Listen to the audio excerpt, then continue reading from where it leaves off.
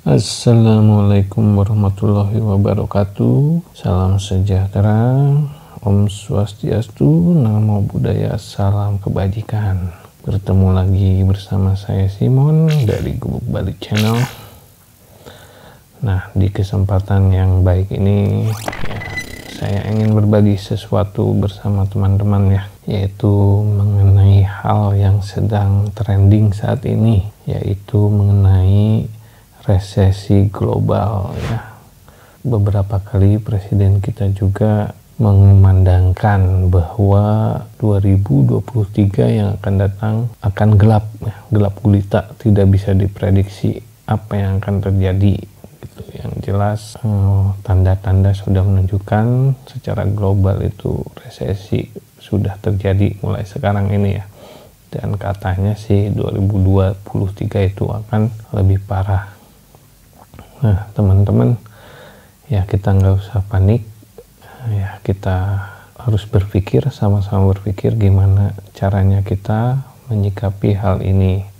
Di lapangan itu obrolannya tuh pasti menanyakan, ini gimana nih, maksudnya apa, kata presiden, ekonomi gelap gulita di tahun 2023. Wah, mereka pada khawatir, ini masyarakat ini sudah mulai khawatir boleh tapi jangan sampai kitanya juga jadi putus asa. Kita sebagai manusia harus bisa berpikir kreatif gimana caranya supaya kita bisa bertahan karena kita bersyukur dikaruniai akal dan pikirannya sama Tuhan.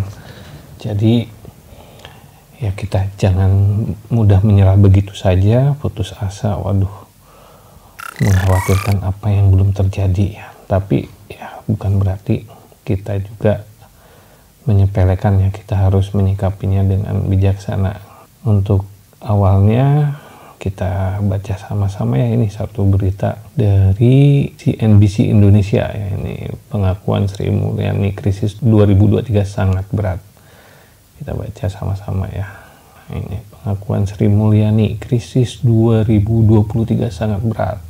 Jakarta, CNBC Indonesia, ketidakpastian ekonomi global telah membuat krisis pangan di tahun depan akan semakin berat. Situasi ini pun dikhawatirkan akan berdampak bagi perekonomian secara keseluruhan, termasuk Indonesia. Hal tersebut dikemukakan Menteri Keuangan Sri Mulyani Indrawati dalam Seminar Nasional Badan Keahlian Dewan Perwakilan Rakyat DPR. Seperti dikutip CNBC Indonesia Jumat 21 Oktober 2022, jadi kemarin Di dalam pertemuan G20 diprediksi krisis pangan tahun depan mungkin akan jauh lebih berat, katanya. Perang Rusia dan Ukraina yang masih terus terjadi menjadi salah satu penyebab krisis pangan di 2023 kemungkinan akan lebih berat dibandingkan tahun ini. Sri Mulyani bilang Ukraina sebagai pemasok terbesar kebutuhan pangan dan pupuk untuk dunia membuat saat ini harga pangan sudah melambung tinggi. Karena akses terhadap pupuk yang sekarang ini sangat-sangat terkendala akan mempengaruhi jumlah dari bahan pangan tidak hanya untuk tahun ini, tapi justru tahun depan. Ini yang perlu kita waspadai, kata Sri Mulyani lagi. Harga pangan seperti kelapa sawit, crude palm oil atau CPO, serta gandum juga saat ini terus mengalami gejolak. Gejolak harga komoditas pangan ini pula yang menyebabkan inflasi di sejumlah negara, seperti di Amerika Serikat, di mana inflasi September 2022 menyentuh level 8,2%, Uni Eropa 9,1%, Inggris Raya 9,9%, sementara Indonesia masih terjaga pada kisaran 5,9% pada September 2022. Kita bicara 40 tahun di mana inflasi hari ini di Amerika, Inggris, Eropa ini adalah yang tertinggi. Ini berarti 4 dekade di benua Amerika, Inggris, dan Eropa. Itu mereka belum pernah mengalami inflasi yang setinggi ini, jelas Sri Mulyani. Dalam meredam inflasi yang tinggi tersebut membuat Bank Sentral Inggris, AS, dan Eropa harus menaikkan suku bunga secara agresif. Kenaikannya bahkan sebesar 75 basis poin BPS dalam setiap keputusan moneternya. Hal tersebut, kata Sri Mulyani, akan menyebabkan pengetatan likuiditas, terutama hard currency, dalam hal ini dolar AS ataupun euro, juga akan semakin menekan perekonomian. Nah, kombinasi high inflation, terutama karena komoditas dikombinasikan dengan high interest rate, yang akan memukul agregat demand ini akan menjadi salah satu fokus dari resiko yang terbesar, jelas Sri Mulyani. Ya, ini ekonomi secara makro ya, mungkin hanya ahli-ahli ekonomi yang mengerti ya. Tapi tenang teman-teman ya, saya akan coba membahas ini ya sebagai sama-sama orang awam. Ini artinya apa sih resesi ini? Jadi setelah saya mencari-cari informasi, ini saya menemukan sebuah video yang mungkin ya bisa kita cerna lebih baik ya sebagai orang yang awam akan hal ini. Jadi ini saya ambil itu di channel Top Coach Indonesia, itu Coach Tom ya. Coba kita lihat sama-sama sekarang, sama-sama kita tonton ya. Ini saya potong aja ya di bagian paling simpelnya, karena di awal-awalnya pasti ya itu materinya cukup berat sih. Ya, ini kita langsung ke segmen ini ya, krisis berbeda dengan krisis sebelumnya. Nah, krisis itu apa? Itu kan. Nah, ini coba dijelaskan oleh Top Coach Indonesia ya, kita saksikan sama-sama. Masuk kategori resesi. Tapi krisis ini agak beda, teman-teman. Karena krisis ini kaitannya langsung dengan uang Anda. Kalau Anda tidak tahu cara mengelola uang, Anda akan mengalami krisis. Jadi krisis itu bisa terjadi setiap saat.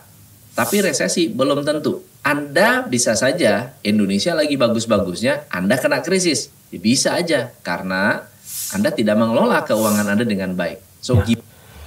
Nah, di situ ya perbedaannya resesi sama krisis. Jadi misalkan teman-teman khawatir nih sekarang, waduh 2023 terjadi resesi ekonomi secara global gitu kan. Wah, nanti nasib saya gimana, bla bla bla bla bla bla. Jadi kalau resesi itu memang kalau dibahas lebih mendalam, kita pelajari lebih mendalam, itu secara teknikal ekonomi ya terjadi. Teknikal, jadi itu ekonomi makro. Nah, kita sekarang ngomongin mikro nih, di kita pribadi nih, itu nanti gimana ya kebutuhan saya sehari-hari sebagai pekerja. Misalkan, waduh gimana nanti saya akan terkena PHK kalau perusahaan saya terdampak krisis, bla bla bla gitu. Nah, krisis ini terjadi itu seperti yang tadi dijelaskan, itu terjadi karena pengelolaan keuangan yang tidak baik. Jadi walaupun secara global itu tidak terjadi resesi, tapi kita pribadi ini mengelola keuangan dengan tidak baik, ya walaupun tidak resesi, kita akan mengalami krisis. Nah, sederhananya seperti itu. Jadi intinya walaupun resesi ataupun tidak, kita harus mengelola keuangan dengan baik. Apalagi ini 2023 itu akan diprediksi terjadi resesi. Nah, otomatis kita udah ada sinyal-sinyal seperti ini, ya kita sekarang harus lebih bijaksana lagi dalam mengelola keuangan kita. Ya, mungkin kita nanti lanjutkan dulu ini apa yang disampaikan oleh Top Coach ini. Ini ada tips-tipsnya ya, kita simak sama-sama. Gimana cara kita bisa terbebas dari krisis? Yang pertama, Anda harus punya cash flow. Kalaupun memilih investasi, pilihlah investasi yang relatif aman, bukan spekulasi. Aman itu artinya kalau Anda invest, Anda bisa cairkan lebih cepat. Liquid. Yang kedua, diversifikasi. Nah, sebelum yang kedua dilanjutkan, itu yang pertama ya. Jadi kita harus benar-benar memilah ya pengeluaran kita. Kalau misalkan kita mau investasi, misalkan kita sekarang ini punya uang lebih lah ya, dan kita mau investasikan, nah itu sebisa mungkin kita investasinya jangan spekulatif ya, terlalu spekulatif. Jadi nggak dihitung-hitung dengan cermat, mungkin hanya coba-coba dan sebagainya, sehingga yang tadinya kita mengharap keuntungan dari investasi itu, nah ternyata malah buntung gitu ya, yang itu nantinya akan memperparah kondisi kita nanti ketika kita menghadapi resesi ekonomi global. Pandai-pandailah teman-teman dalam menginvestasikan uangnya. Jadi mungkin sekarang kita berlebih, jangan sampai situasi berlebih ini malah jadi berbalik ya.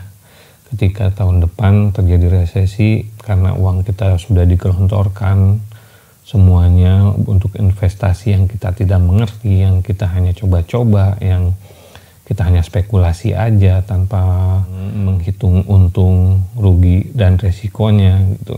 Akhirnya kita kesusahan sendiri tahun depan. Nah, ini kita lanjut yang kedua. Kalau sekarang harga saham lagi murah atau harga saham sedang jatuh, cek fundamental perusahaannya. Lalu Anda belilah saham dengan fundamental yang bagus. Contohnya kemarin waktu pandemi, saham BNI, BRI, BCA ngedrop, atau saham-saham Adaro itu ngedrop. Kalau waktu itu Anda beli, hari ini Anda sudah naik harga yang luar biasa. Yang ketiga, kurangi.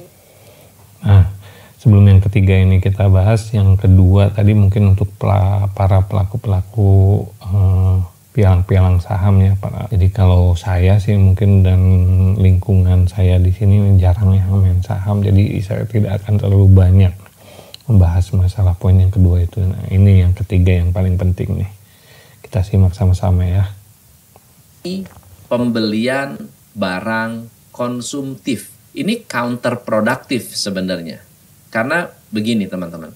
Kalau Anda menghentikan transaksi, Anda sedang terlibat mempercepat adanya resesi. Karena kalau uangnya nggak berputar, resesinya akan semakin parah begitu. Jadi kalau Anda mau beli, ya jangan beli barang konsumtif. Belilah barang yang produktif. Artinya uang Anda akan kembali lagi dan bisa Anda putarkan. Kalau Anda beli barang konsumtif, hari ini Anda beli, habis. Tidak kembali lagi. Tapi kalau Anda membeli barang yang produktif, misalnya Anda membeli produk untuk Anda jual kembali, pokoknya atau modalnya akan kembali, Anda dapat keuntungan. Jadi uang Anda sebetulnya tidak hilang, malah bertambah. Apalagi Anda sampai ngutang-ngutang untuk beli barang konsumtif. Ini jangan sampai terjadi teman-teman. Kita juga menghindari adanya badai PHK yang tipis banget untuk banyak perusahaan. Jadi jika Anda karyawan, pastikan Anda produktif, melakukan yang terbaik untuk perusahaan, menjaga disiplin, melayani customer dengan sangat-sangat baik. Tapi di sisi lain Anda juga harus berhemat, membantu perusahaan agar perusahaan Anda bertahan hidup. Nah itu ya, jadi yang tips yang ketiga itu kita harus pandai-pandai mengelola keuangan kita. Jadi jangan menggelontorkan uang yang ada itu untuk belanja-belanja yang konsumtif, yang tidak produktif. Itu jangan sampai mengeluarkan uang tabungan kita hanya untuk barang-barang yang tidak produktif. Contoh misalkan, pengen ganti handphone, padahal handphone masih bagus, masih bisa dipakai, kita ganti handphone. Terus pengen ganti motor, padahal motor kita masih bagus, yang sebenarnya bisa kita tunda dulu gitu kan, karena itu ya konsumtif gitu. Jadi teman-teman ya, mungkin ada yang sebagai pengusaha juga, home industry, pelaku entrepreneur gitu kan, memiliki bisnis walau kecil walau besar, ya kita harus pandai-pandai untuk minimal kita harus mengevaluasi setiap minggu, setiap bulan cash flow kita seperti apa, kita rencanakan. Jangan berjalan begitu saja tanpa adanya evaluasi. Nah, karena evaluasi cash flow ini sangat pentingnya, itu di sana bisa melihat sejauh mana usaha kita berjalan, apakah memberikan keuntungan, kemudian mana pengeluaran-pengeluaran yang bisa kita tekan ya untuk melakukan penghematan, kemudian produk-produk mana saja yang kira-kira bisa mendatangkan keuntungan, kemudian bagaimana kinerja perusahaan kita itu bisa kita nilai dan kita evaluasi. Kemudian sebagai karyawan, kita juga sebagai karyawan yang berusaha bekerja semaksimal mungkin sehingga kita berkontribusi banyak terhadap perusahaan di mana kita bekerja, sehingga perusahaan kita bisa bertahan di tengah resesi yang melanda dunia ini. Nah, sekian dulu teman-teman untuk video kali ini. Semoga bermanfaat buat kita semua. Jangan lupa selalu jaga kesehatan dan tetap optimis. Salam ekspor. Wassalamualaikum warahmatullahi wabarakatuh.